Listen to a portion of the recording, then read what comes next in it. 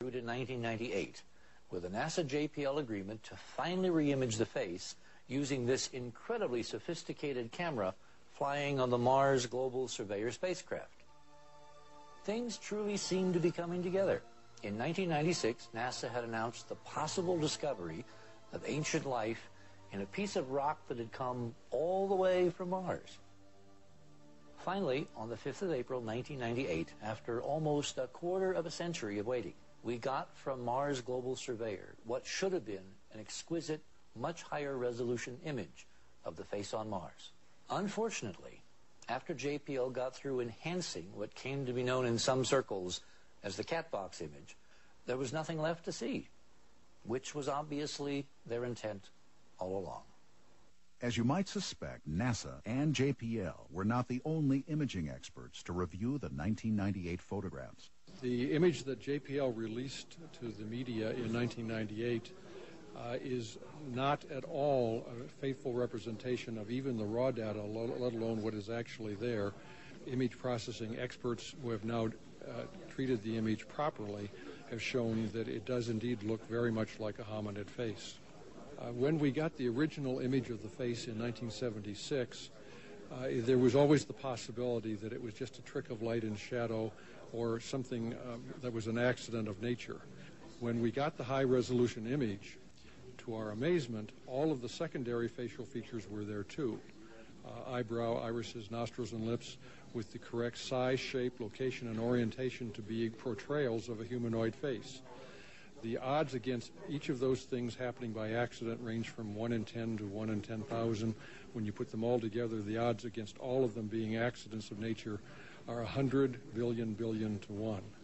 Based on the results of the test, the object is artificial beyond a reasonable doubt. The Mars Global Surveyor went into orbit in late 1997, and since has been sending back literally tens of thousands of exquisite pictures of all of Mars.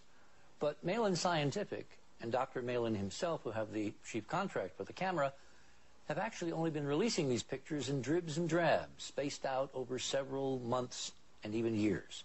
Until Arizona Senator John McCain let NASA know in no uncertain terms that there would be a day of reckoning if in fact it were proven that the agency had deliberately withheld vital information either from the Congress or from the American taxpayer.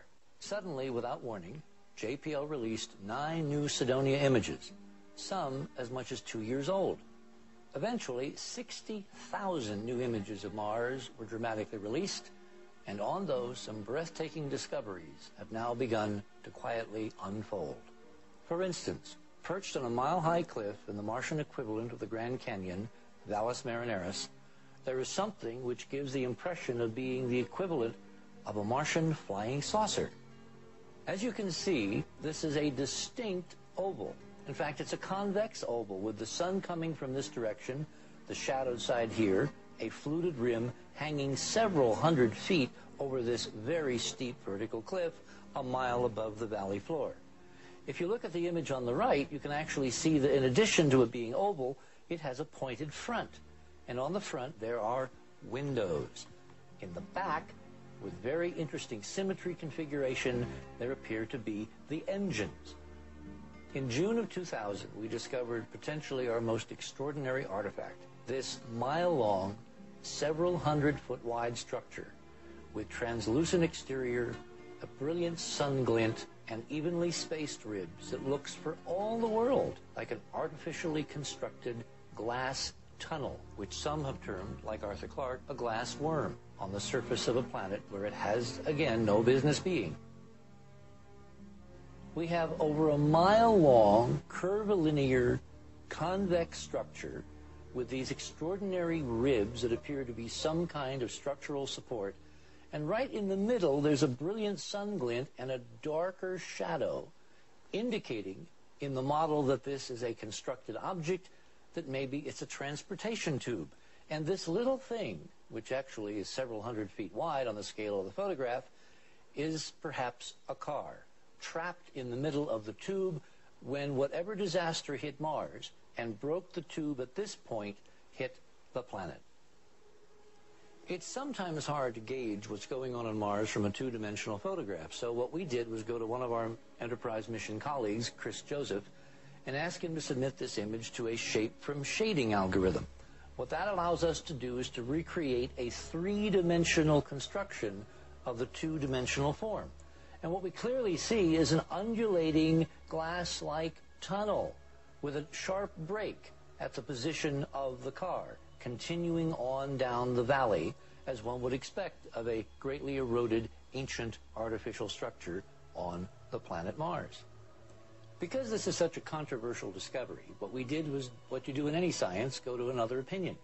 So we got Kinthea and Fred Torres to generate a moving animated diagram of the same structure using the same shape from shading algorithm. And what you see here is a pan around this little valley and then the tube.